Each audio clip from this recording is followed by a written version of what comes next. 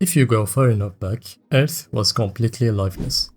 The planet had oceans, land, air, and basic chemicals drifting in the water. Then, under the right conditions, those chemicals reacted and formed the first living cell.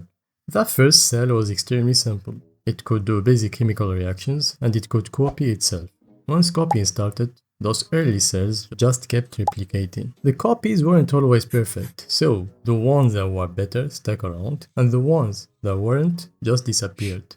Some of the cells started working together and formed simple multicellular organisms. They weren't anything fancy, mostly things like sponges and worms.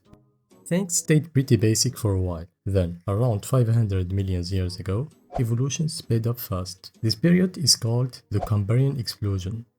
Fish appeared during this time, and some of them evolved backbones. That's a branch our whole group comes from, animals with spines. Over time, some of these fish started adapting to life outside water. They developed legs, stronger fins to push against the ground, and tougher skin. This led to amphibians, animals that could live in both water and land. Later, some of these amphibians evolved dry, scaly skin, and eggs that could survive without being laid in water. We call them reptiles. Reptiles spread across the land and started to dominate, and during that time, a new type of animal quietly started to appear.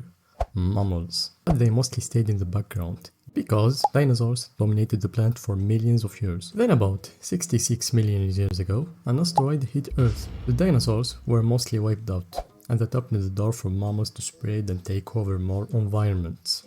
And some of those mammals became primates. They had strong hands, forward-facing eyes, and lived in trees.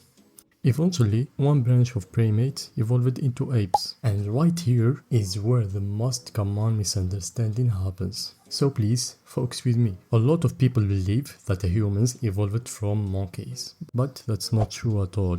Let's explain it more clearly now. Apes split into two main groups. Lesser apes like gibbons and great apes like orangutans, gorillas, and chimpanzees. And of course, humans. That was a split. One branch led to the appearance of today's modern apes, and the other one, it slowly turned into us, I mean humans. And back then, it wasn't just us, there were a lot of human species alive at the same time.